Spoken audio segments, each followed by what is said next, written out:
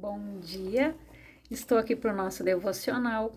Hoje, então, nós vamos ver um pouquinho sobre prosperidade. Então, hoje eu quero ler com você alguns versículos e vamos iniciar por Deuteronômio, no capítulo 8, a partir do versículo 12, diz assim: Não aconteça que, havendo comido e estando plenamente saciado, havendo construído casas confortáveis e habitando nelas, havendo se multiplicado o teu gado e o número de tuas ovelhas, tendo aumentado e multiplicado-se também tua prata e o teu ouro, e tudo o que tiveres, que teu coração se ensoberbeça e venhas a te esquecer do Eterno, o teu Deus, que te fez sair livre da terra do Egito, da casa da escravidão, que te conduziu através daquele imenso e perigoso deserto, cheio de serpentes e escorpiões mortais, e numa terra seca e hostil, ele tirou água da rocha para te saciar a sede. Que no deserto te sustentou com maná que teus antepassados não conheciam, para te humilhar e te provar, com o objetivo de proporcionar o melhor para ti no futuro. Portanto, não digas no teu íntimo: a minha força e o poder do meu braço me conquistaram esses bens e riquezas. Antes te recordarás de Yahvé teu Deus, porque ele é o que te dá força e capacidade para produzir riqueza, confirmando a aliança que jurou aos teus pais, conforme hoje se constata claramente. Se te esquecerdes do Senhor teu Deus e seguires outros deuses, e os servirdes e prestares cultos a eles, asseguro-te hoje que sereis exterminados. Perecereis do mesmo modo que as nações que Yahvé vai destruir à vossa frente, por não teres obedecido à voz do Eterno vosso Deus. Então, olha o que Deus diz aqui em Deuteronômio, que para que o povo não se ensoberbecesse e esquecesse dele. Por quê? Tudo veio dele. O povo, ele era escravo no Egito. Eles saíram de lá, deixaram de ser escravos, mas não saíram de mãos abanando. Quando eles saíram do Egito, eles saíram com despojos. Eles trouxeram ouro, prata, bronze, vasos, joias. Eles saíram de lá com o pagamento pelos anos que eles trabalharam. Porque a palavra diz que o trabalhador é digno do seu salário, para ele usufruir, para que ele aproveite daquela parte que fica na mão dele, né? 90% fica nas mãos dele, de 100%, 10% ele devolve a Deus, que é de Deus. Lá em Malaquias, Deus diz: Todavia vós me roubais e me perguntam em que te roubamos. E ele fala nos dízimos e nas ofertas alçadas. Então, muitas vezes, as pessoas não prosperam porque roubam de Deus. A palavra fala que os roubadores não herdarão o reino de Deus. Então, tudo é questão de obediência. E aqui a gente vê que Deus, ele fala muito sobre o ensoberbecer. E muitas pessoas também não prosperam porque são soberbas, são orgulhosas. A palavra diz: maldito o homem que confia no homem e na força do seu braço, mas bendito aquele que confia no Senhor e na força do seu poder. Se você ler mais para frente, se você for meditar em Deuteronômio, Números ali, Deus fala muito sobre isso.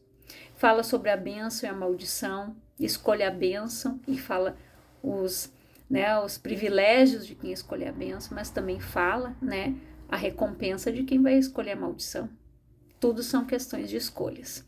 E aqui ele nos deixa algo e também fala, né, na sua palavra, que fala que ele é o Senhor que te sara. Então Deus, o prazer dele não é, né, jamais Deus vai castigar as pessoas com doenças, com enfermidades, com pestes, né? Porque não é esse o objetivo de Deus. Deus, ele quer que nós venhamos o quê? Prosperar. Se nós formos olhar para o maior exemplo que nós tivemos na Bíblia, Jó. Jó, ele tinha legalidades. Por quê? Porque ele tinha medo. Jó sacrificava pelos seus filhos, Jó tinha um zelo, né, muito grande. Só que Deus, ele permitiu que ele passasse por tudo aquilo, porque Deus conhecia o coração de Jó. E Deus mostrou que ele, quando reverteu o cativeiro de Jó, dando em dobro tudo aquilo para Jó, Deus mostrou o quê? Porque muitas vezes na palavra foram muitos questionamentos, até Jesus foi questionado. Quando uma pessoa ela era deficiente, ela tinha alguma deficiência, eles perguntavam, Senhor, quem pecou, ela ou seus pais? Então Jesus ele disse não, nem ela e nem os seus pais. Ele chegava nos lugares onde Jesus chegava, ele mudava as situações das pessoas. O cego ele devolvia. Quando ele curava um cego, ele fazia com que aquela pessoa voltasse para sua casa, voltasse para a sociedade, parasse de mendigar. Porque Deus ele não criou ninguém para viver de esmolas. Às vezes as pessoas se encontram nestas situações porque maldições hereditárias, coisas que não foram resolvidas nas suas vidas, muitas vezes más administrações, orgulho, né? Autossuficiência. Então, tem N motivos para falências, tem muitas coisas, mas Deus não é o culpado disso. Porque se nós soubermos administrar o que fica nas nossas mãos, se nós soubermos ser, né, devolver para Deus, ser fiéis a Deus como Ele é conosco, nós sempre vamos ter a retribuição. E a gente vê, né, isso claramente na palavra, né? Aqui em Eclesiastes, eu quero ler com você no capítulo 5, no versículo 19, diz assim: todo homem a quem Deus concede riquezas e recursos que o tornam capaz de sustentar-se e de receber a sua porção e desfrutar das recompensas do seu trabalho, isso é presente de Deus. Esta pessoa não ficará refletindo sobre os seus dias que se passaram, pois Deus o mantém ocupado, desfrutando as alegrias do seu coração. Então, a palavra também fala que aquela pessoa que não é fiel a Deus, ela coloca o seu salário onde num saquetel furado. Sabe aquela pessoa que ela recebe hoje, amanhã ela não tem mais nada. Ela não sabe onde é que foi o dinheiro, ela não sabe onde ela empregou, onde é que foi. Foi. Ela coloca no saquetel furado, literalmente. Agora, quando aquela parte que fica nas tuas mãos, ela é abençoada, você vê. Você vê Deus abençoando, você vê Deus administrando, você vê Deus provendo milagres. Então, quantos testemunhos, né, que nós ouvimos de pessoas que foram sempre abençoadas por serem fiéis a Deus. Eu lembro de uma senhora, né, quando eu morava em Lajeado. Nossa, aquela mulher tinha tantos testemunhos em todas as áreas da sua vida, mas no financeiro, ela sempre tinha bênção para contar. Eu lembro que um dia o telefone dela, eles tinham feito, né, levado os papéis na caixa, isso há muitos anos atrás, para o financiamento da casa própria. E do nada, o telefone deles parou de funcionar. E ela disse assim para o esposo dela, não, isso é o diabo, é a resposta do nosso financiamento, ele foi aprovado, nós vamos fazer nossa casa própria, nós vamos construir. E foi. Ela ungiu aquele celular, porque ela disse lá na caixa, não tinha outro número para eles entrarem em contato conosco. Ela dando o testemunho dela, ela disse, pastor, eu ungi o telefone, eu orei e repreendi aquele mal, eu disse, sai daqui, Satanás. Sai desse telefone agora, em nome de Jesus, porque a resposta que vem da caixa é a resposta da minha casa própria, você não vai roubar minha bênção. O telefone voltou a funcionar. E realmente a Caixa ligou, dando, né, a resposta para eles de que eles haviam sido aprovados no financiamento da sua casa. Outra vez, ela precisava comprar o material da filha, mas ela tinha que pagar o imposto, né, o IPTU da casa. Quando ela foi pagar o imposto, já estava pago. Ela disse, o senhor tem certeza? Tenho. Então, o senhor me dá o comprovante. Aquele valor ali, ela foi lá e comprou todo o material escolar da menina que ela precisava. E ela deu esse testemunho lá no culto, né? Quando ela veio com a sacola com o material escolar da filha e ela contou a bênção. Por quê? Porque ela era uma pessoa fiel. Sempre foi fiel e Deus sempre foi provendo. Então, aqui a palavra é bem clara. Todo homem a quem Deus concede riquezas e recursos que o tornam capaz de sustentar-se e de receber a sua porção e desfrutar das recompensas do seu trabalho, isso é presente de Deus. Deus nos presenteia. Deus, ele não quer ninguém vivendo escassez, vivendo miséria. migalhas, contando moedas. Paulo disse que aquele que almeja as riquezas só lá no céu é o maior dos miseráveis. Por quê? A palavra de Deus, ela diz que se quiserdes e me ouvirdes, comereis e bebereis o melhor desta terra. Eu escolho o melhor aqui. Deus tem o melhor para que a gente usufrua aqui. Lá no céu a palavra diz o quê? Que aquilo que o olho não viu, que o nosso ouvido não ouviu, é isso que Deus tem preparado para aqueles que o amam, para os salvos. Imagina como é que vai ser lá no céu. A palavra diz que as ruas são de ouro. Imagina que lindo que vai ser, né? A mansão celestial, os aposentos que Jesus disse que foi preparar para nós. Ele disse: eis que eu vou preparar-vos lugar. Se não fosse assim, eu não vos teria dito, né? Que ele ia para a casa do Pai preparar um lugar para cada um de nós. Olha que lindo. Então, a recompensa maior vai ser lá. Mas aqui nós devemos viver o melhor, sim.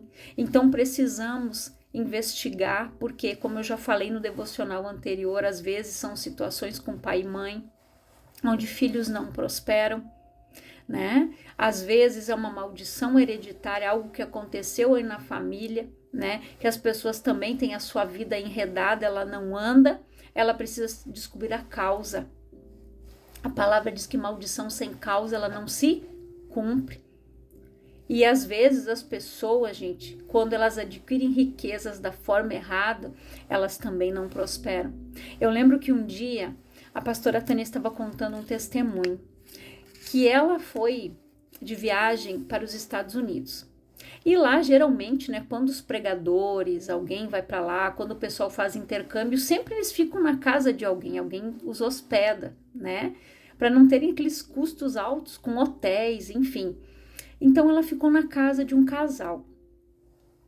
E ela disse que ela chegou atrasada, o voo tinha atrasado um pouco, né? Então não deu tempo dela descansar, né? Ela disse que só conseguiu tomar um banho e já teve que se arrumar e ir para a igreja onde ela ia pregar. Ela não conseguiu dormir, descansar um pouco, porque não ia dar tempo, ela ia chegar atrasada.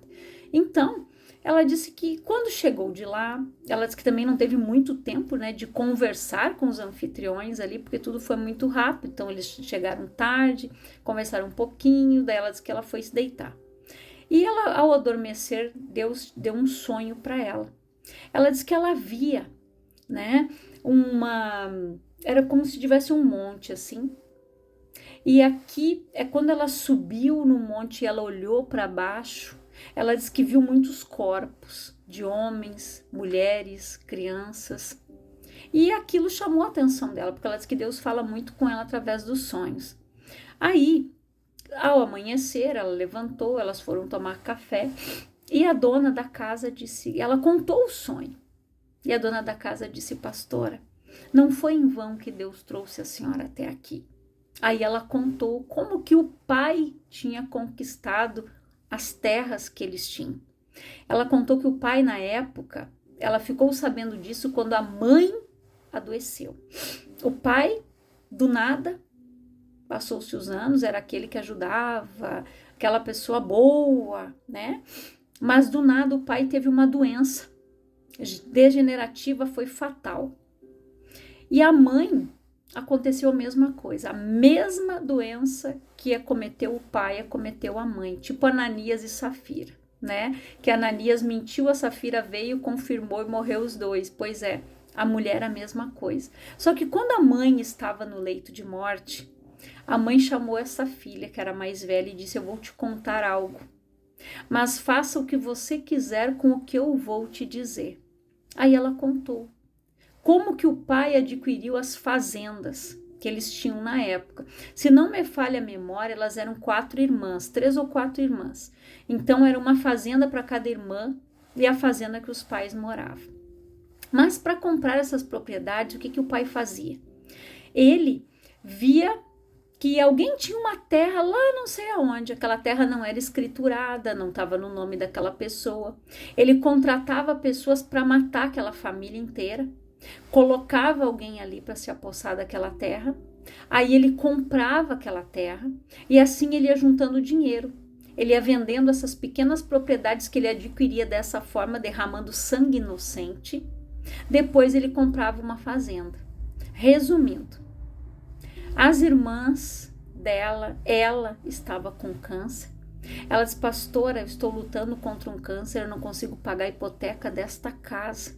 Ela disse: as fazendas, minha filha, todas já foram.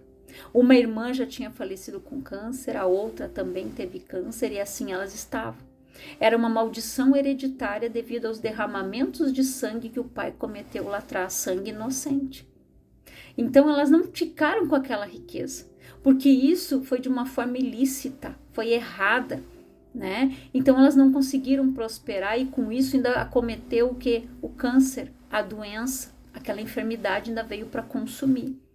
Aí a pastora orou com ela contou aqueles fatos, ela chorou, se arrependeu, pediu perdão, né, pelo pecado que o pai havia cometido. Aí a pastora Tânia orou com ela também. Então, para você ver que são muitos casos.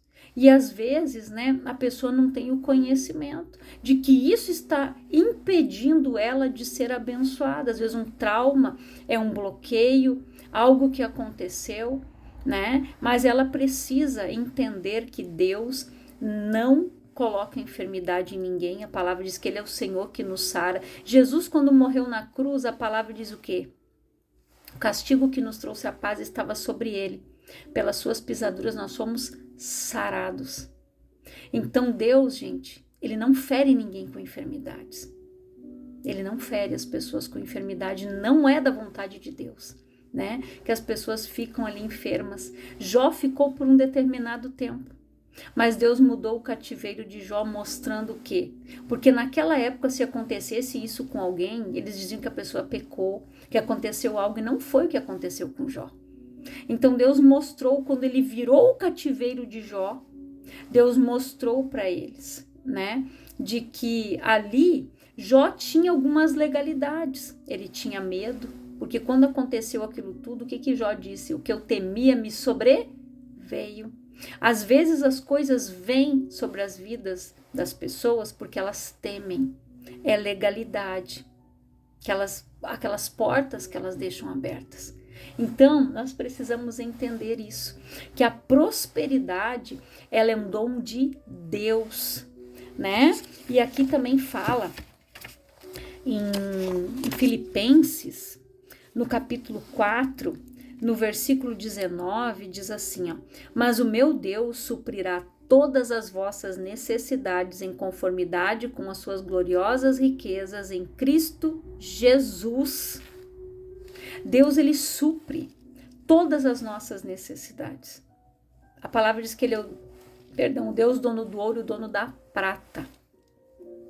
E segundo as suas riquezas, ele supre as nossas necessidades. Então Deus, ele não quer que ninguém venha perecer, nem financeiramente, nem espiritualmente, materialmente. Ele quer que as pessoas prosperem, que elas tenham os seus salários, que elas usufruam dos seus salários, que elas possam viajar, que elas possam usufruir. Não é só trabalhar, mas que ela precisa ter alegria, saber que Deus prospera ela, que a prosperidade, ela é dom do Senhor, é dom de Deus, e Deus quer, Deus se alegra em ver os seus prosperando, em ver os seus vivendo aqui, comendo o melhor desta terra. Então, se você come pão de dores, se você conta as moedas, se você está aí vivendo de migalhas, algo está errado. Então, que você se conserte com Deus, que você feche a porta da iniquidade, que você ore, né, pelos pecados dos teus antepassados, pedindo perdão para eles se aconteceu algo lá atrás. Faça um mapeamento da tua família, veja se algo aconteceu, se teve algo de errado lá atrás na história. Então nós precisamos, né? Nós precisamos fazer esse mapeamento, pedir para que o Senhor nos mostre, né? Por que que eu não estou dando os passos como eu deveria? Então peça para que o Senhor te dê orientação, para que o Espírito Santo te traga à memória coisas que de repente você precisa confessar, consertar, abandonar, altares que precisam ser derrubados das nossas vidas. Muitas vezes é uma idolatria lá atrás, porque a palavra diz aqui, se você se prostrar diante de outros deuses, você vai perecer. Estava escrito ali.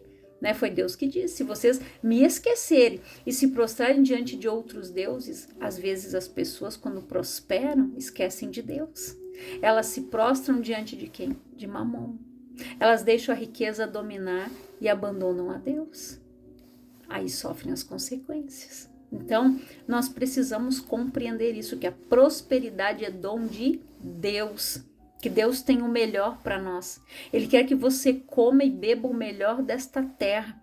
Ele tirou o povo do Egito para colocar numa terra que manava leite e mel, que tinha o melhor, a provisão, o melhor fruto, tudo do melhor tinha na terra prometida. Então Deus quer que nós venhamos viver tendo sempre o melhor, tendo fartura, tendo provisão, tendo prosperidade dentro da tua casa. Não é escassez, não é miséria. Se está acontecendo isso, tem algo de errado. Então que você ore e que você peça para que o Espírito Santo venha te mostrar o porquê que você não está prosperando, o porquê que as coisas não estão amarradas na tua vida. Peça para que o Senhor venha te mostrar e viva o melhor nesta terra. Tem pessoas que dependendo do seu credo religioso, eles fazem com que as pessoas fiquem achando que Deus quer que elas vivem naquela miséria, naquela escassez, mas não é assim. Deus, a palavra diz que Jesus nos libertou, foi para a liberdade que Cristo nos libertou. Deus tirou o povo do Egito para que não fosse mais escravo, para que o povo tivesse o melhor. E Deus tem o melhor para nós aqui. E Ele quer que a gente venha comer, beber, usufruir daquilo que é do fruto do nosso trabalho. A fidelidade, né? Aquilo que ficar nas nossas mãos sempre vai ser abençoado. Peça a direção de Deus, como eu já falei aqui no testemunho do sapato que eu comprei. De tudo que a gente compra direcionado por Deus é abençoado. As coisas são abençoadas, elas duram, né? A pessoa usa ali aquela roupa, aquele sapato até enjoar. De tanto tempo que já usou e ela não estraga. Como eu falei do sapato, eu doei o sapato inteiro porque eu enjoei dele, de anos que eu tinha ele. Então, é assim que Deus trabalha. A prosperidade é dom de Deus. Então, se tem algo que está te amarrando ali, tem algo errado.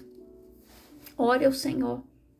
E a palavra diz que, né, que aquele que pedir vai receber, o que buscar vai encontrar, o que bate a porta, ela se abre.